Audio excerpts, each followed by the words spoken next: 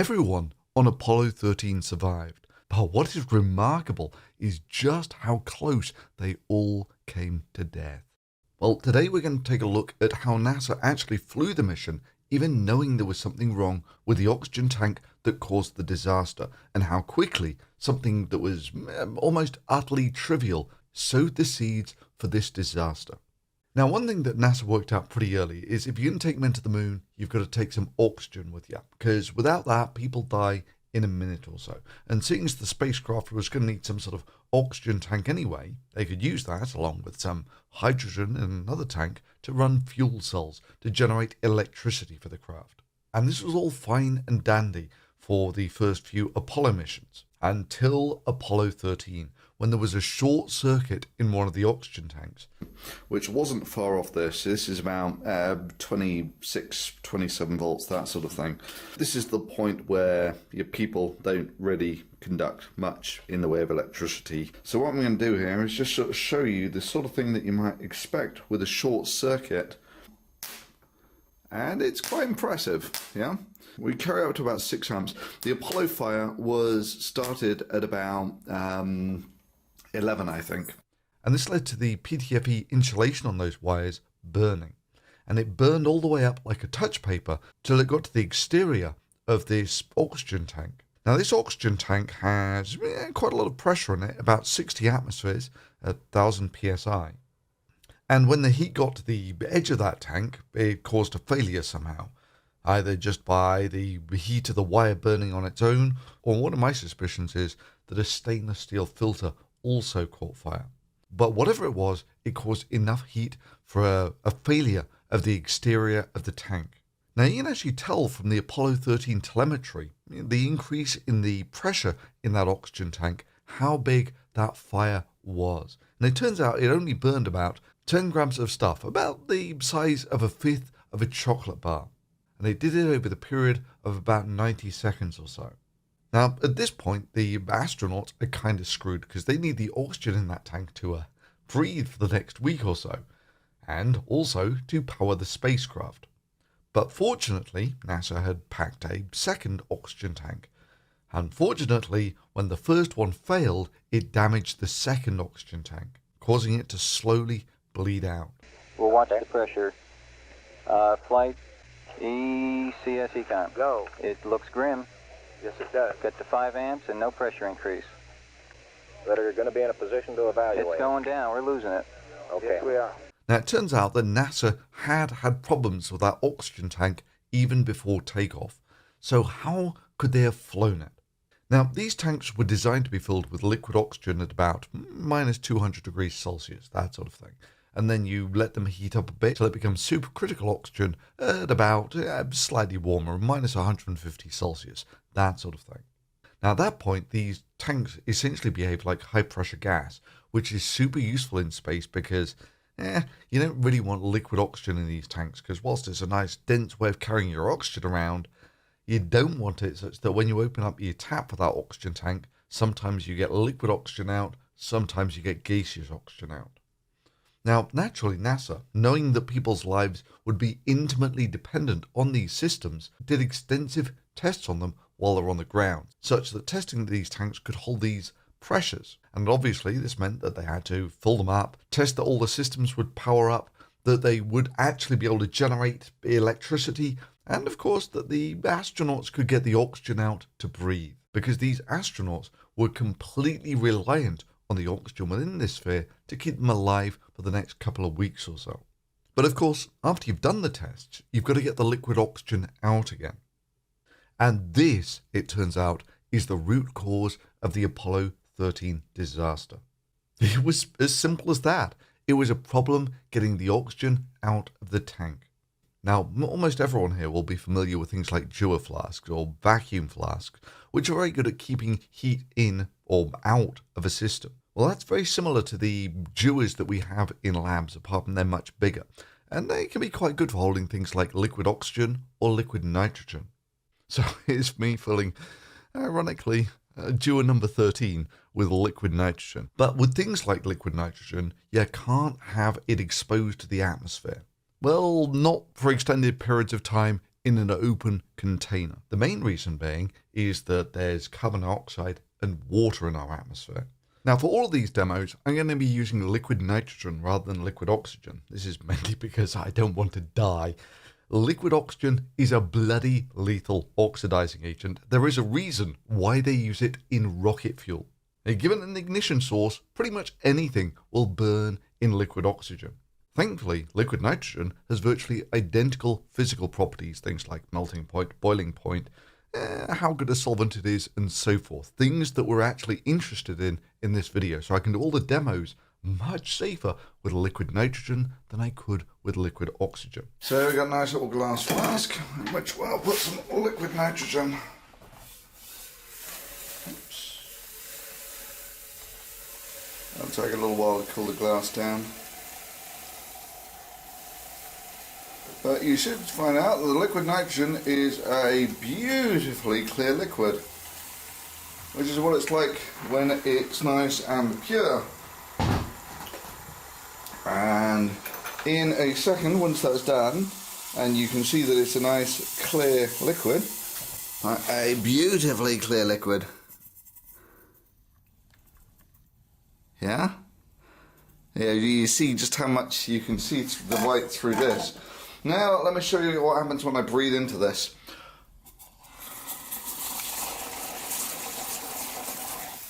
That's like one breath's worth, and you see it's instantly started to go cloudy.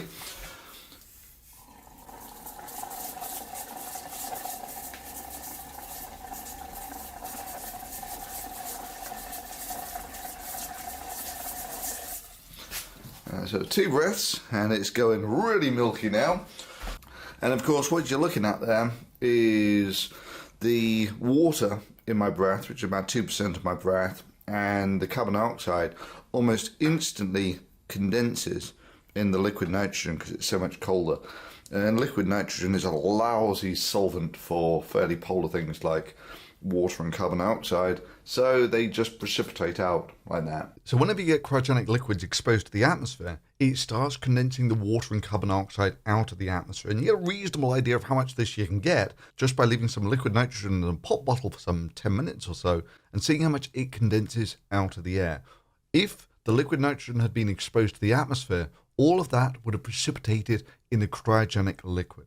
Now, of course, this would be the kiss of death for our folks on Apollo 13 because that solid precipitate stuff will clog up filters and all sorts of systems that are tied to this oxygen tank that might not take very well to having carbon dioxide and water in that system. So, when you have these systems, you want to pump your oxygen in and you want to keep it sealed up. Now, that's not so hard with the Apollo 13 tanks here, but what happens when you've finished your testing and you want to empty the stuff out? Well, here on Earth, of course, it's quite easy. You just turn it upside down and pour the stuff out. Not quite so easy when that tank is integrated into your spacecraft. So you need a way to empty the tanks. So let's make a little mock-up of one of these cryogenic tanks. Well, looks about right.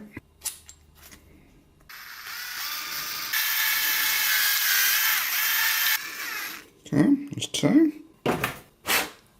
It's a good fit on both. So let's cut them off about. Done. Going to be the long one. And we're going to want a short one as well. Draw a little hot glue. Okay, not pretty, but it doesn't have to be. And it's mostly airtight. That's perfectly good enough for what I need. And if you're thinking, no way, this is way too simple, let me show you what the ones in research labs look like.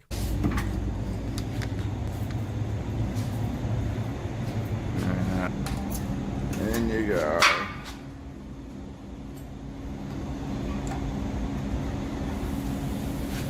Now you might be wondering why there are all these pipes and such like to get liquid out of this tank. Why don't you just suck it out? Well, that almost never works with these cryogenic liquids, and I'll show you why.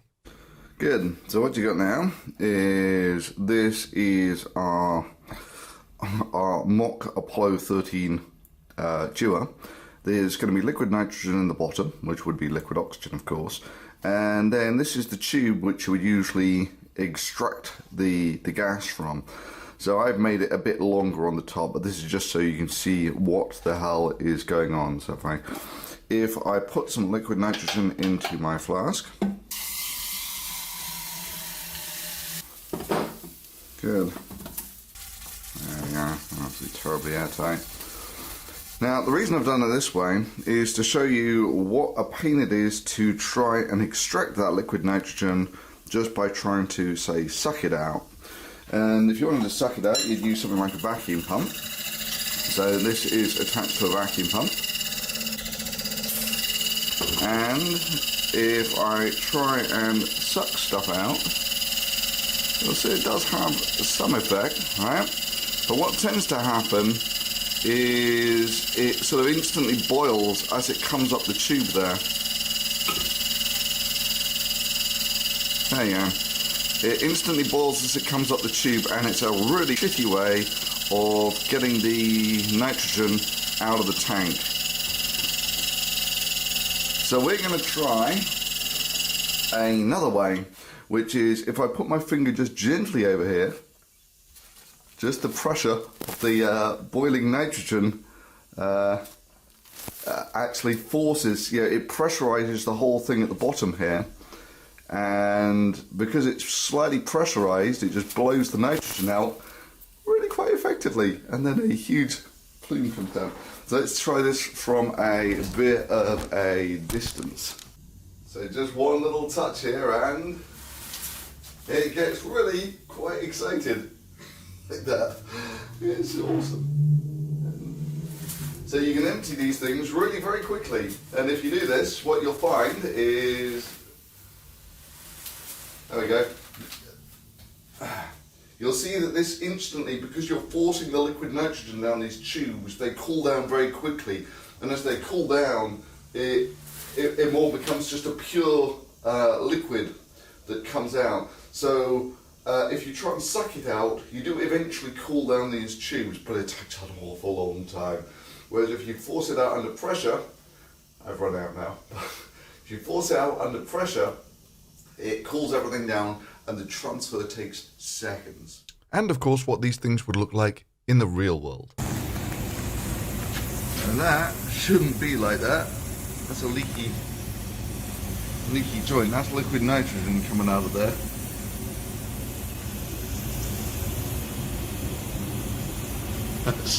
That's liquid nitrogen. So the important bit here is those tubes are now at a liquid nitrogen temperature, so there's no boiling of the liquid in those tubes. It just moves through those tubes like water moves through regular water pipes. Or maybe for a simpler analogy, this is just your standard sort of thing for watering plants. It's got a valve on the outside here. So that valve on the outside, when it's open, is essentially what that tube there does, the little stubby one on the side. So all the time that this is open, this represents the boiling of the liquid nitrogen, right? Apart from it's going continuously, the boiling of the liquid nitrogen. So all the time this tube is open, there is no way you can actually build up the pressure. However, when I put my finger over the end, which is effectively the equivalent of blocking that up, then all of a sudden it builds up a little bit of pressure in, I would do it anyway, but that little bit of pressure will quite happily blow the liquid out.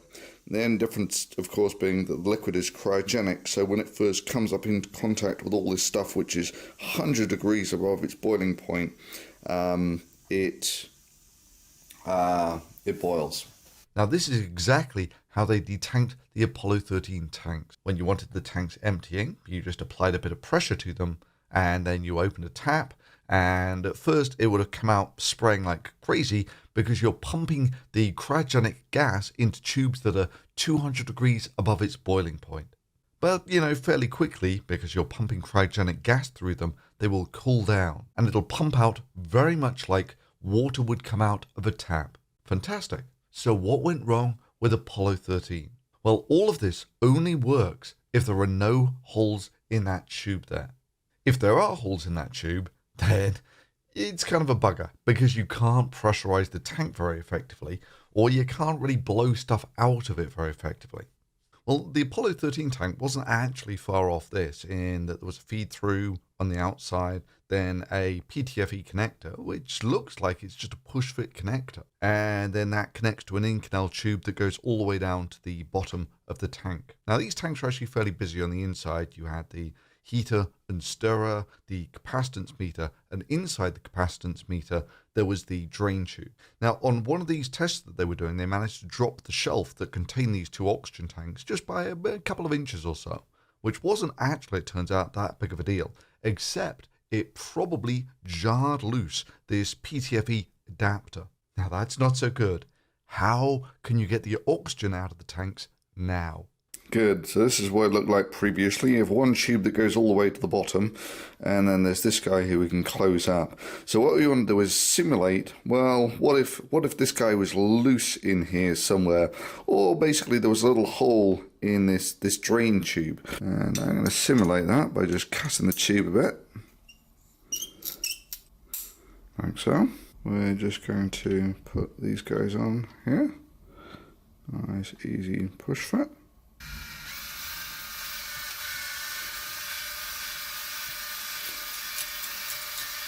Just give you some idea of the size of holes you'll need for this.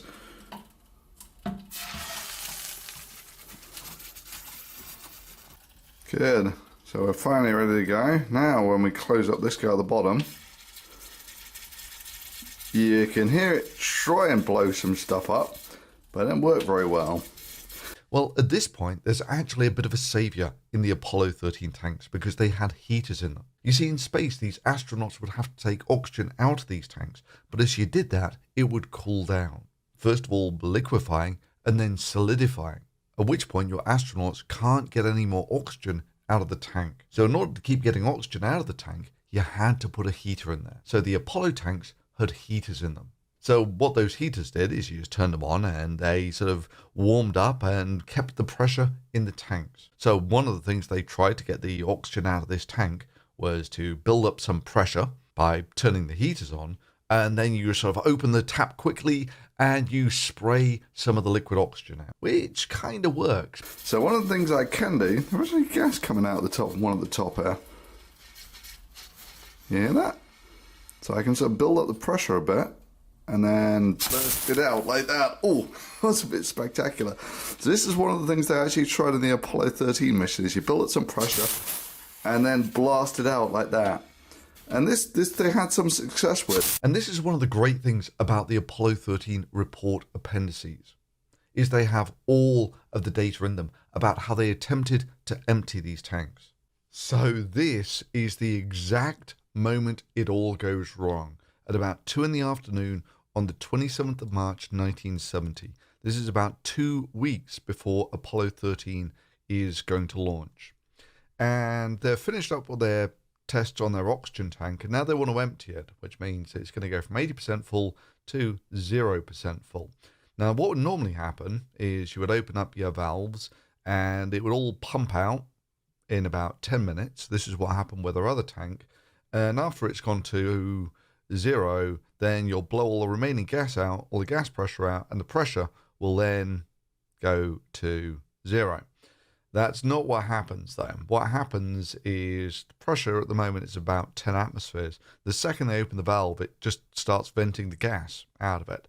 And by the time the pressure is all the way down to 40 psi, so a couple of atmospheres, they've only vented, they started off as 83% full, 80 something percent full. They're only down to 65% full. They've got almost nothing of the cryogenic liquid out. And that's at 2 in the afternoon. So they have a think about it and they think, right, well, let's just try and blow gas through the fill valve. And they'll also turn the heaters on later on. So what they first of all do is they just blow gas through this, which of course warms it up a bit. And as they blow gas in at quite a high pressure, they do actually get something out, but not great amounts. And then they decide, right, fine, it's now 10 o'clock in the evening on the same day, that they're just going to turn the heaters on. And whatever, we've got heaters in this tank, we'll just turn them on and let all of the liquid oxygen boil off. And they do that, and that's it. They just basically turn the heaters on and say, great, screw it, we'll just boil off the rest of the gas. And as they do that, there's no real pressure in the tank, of course, because the vent valve is open. As they turn the heaters on, the temperature in the tank creeps up, and that's kind of to be expected. You've got a heater on. And the quantity in the tank goes from about 60% full all the way down to 35-ish% full over the period of about 6 hours. So they've got the heaters full on, they've got their fans full on, and they just opened up the top of the tank. And at 4 in the morning, they decide, right, let's try something else. They leave the heaters full on, they leave the fans full on, and they periodically fill up the tank just with the pressure line. So they just attach it to basically a giant pressure tank, and it builds up the pressure. And then they open up the vent valve and they blow it out, very much like what I did. Right? They just build up the pressure by pumping gas in, and then they vent it all, and they blow a bit more out, and a bit more out, and a bit more out, and that all works very well. And that gets them down to essentially emptying the tank. Cool. So at this point, as far as NASA is concerned, they've tested everything that they needed to test on their spacecraft. I mean, sure, there's a bit of a minor error in actually emptying the tank, but that's almost entirely irrelevant to your mission. When you actually fire Apollo 13 off into space, that tank is never going to be emptied again via this siphon method. So yeah, spacecraft's good to go.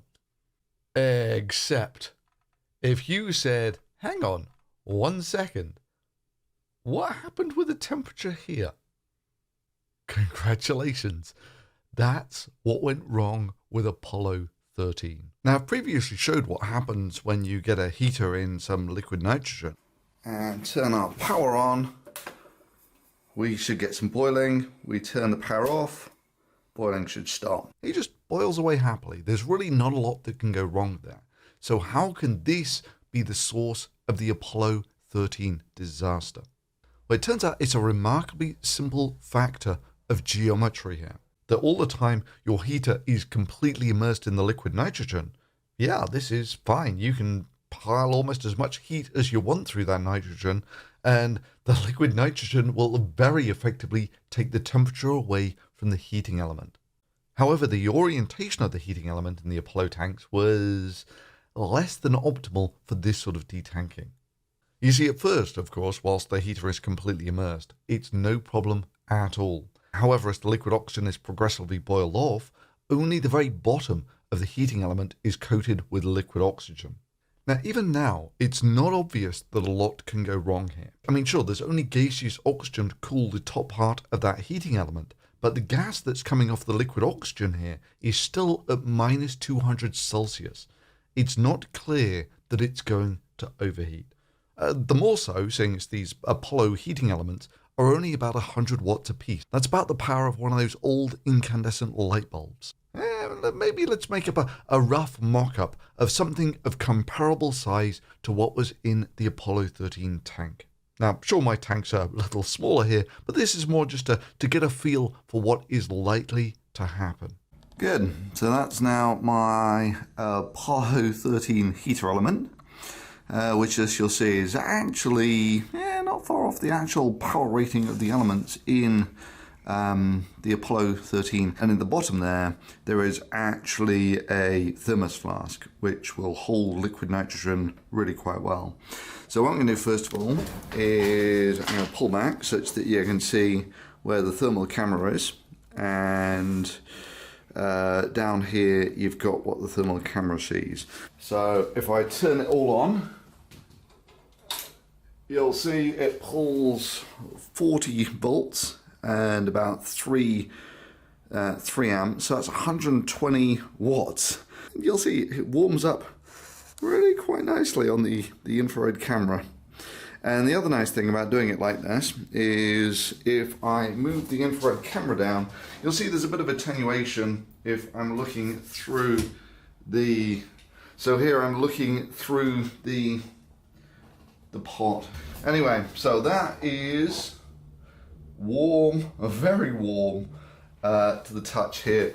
So temperature-wise, thermal camera says it's over 100 degrees Celsius already. So it's getting pretty toasty. Okay, that looks good.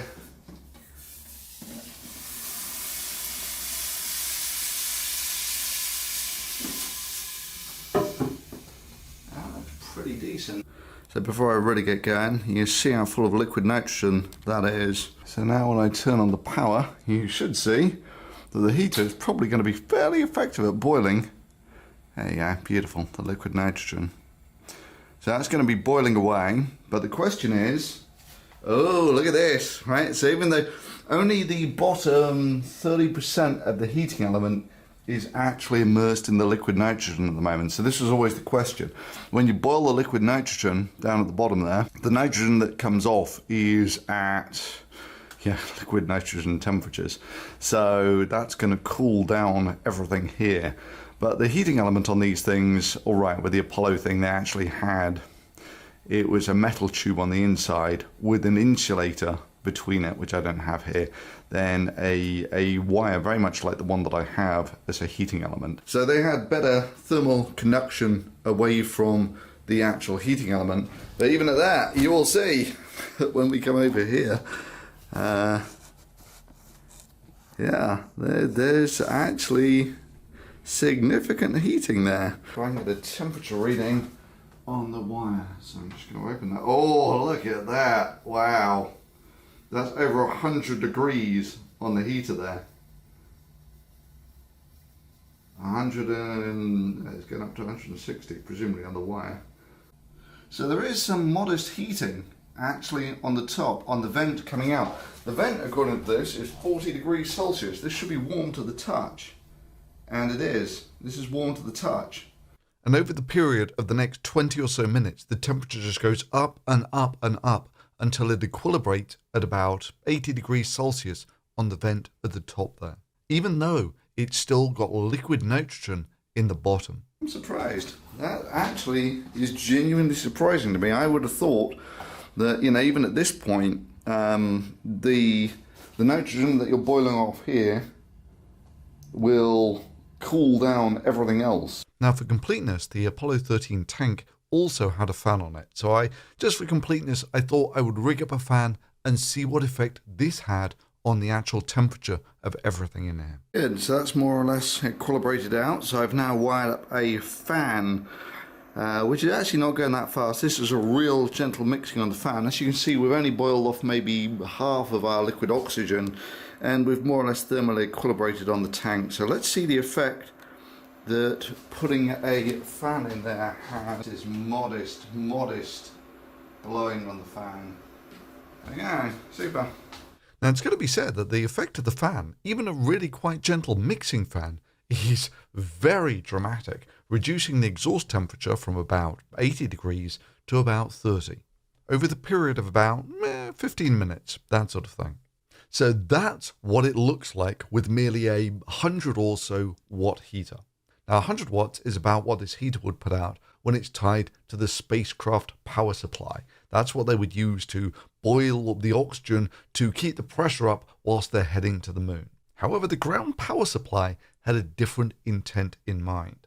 They needed to rapidly raise the temperature in these tanks just before launch to pressurize the tanks.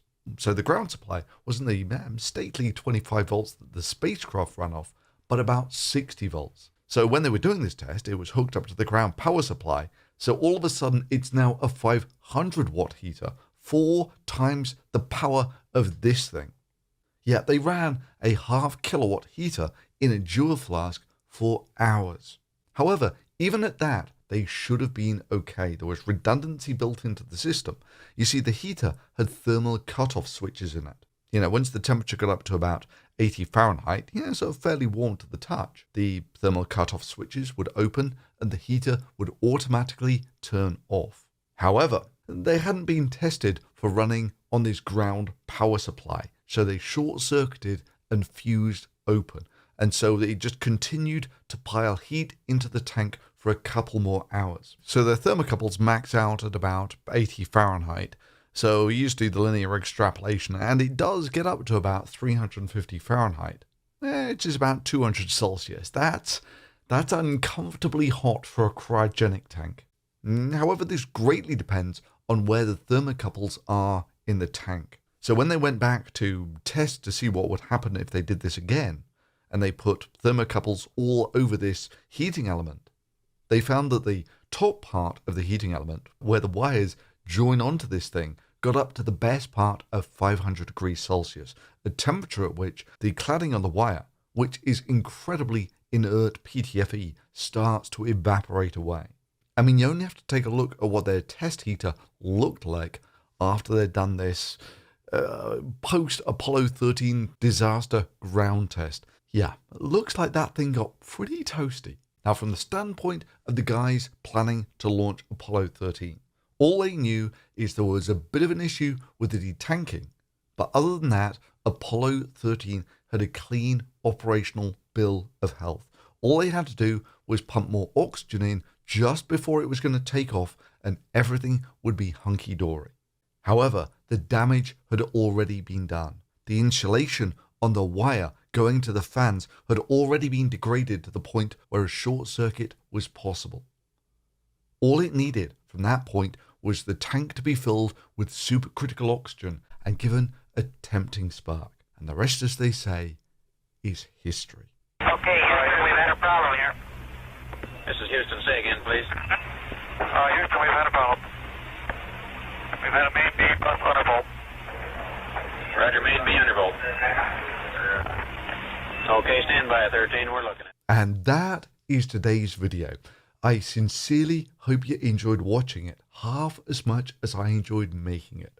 And if you really enjoyed it, you might want to consider subscribing, because there's 1 or 2 more videos yet to come on Apollo 13. And as ever, if you really like this video and want to support this channel directly, you can do it through Patreon. Although there's also an Amazon affiliate link below where you'll find links to various thermos flasks which I've used in these videos, and maybe the odd t-shirt. And as ever, thanks for watching.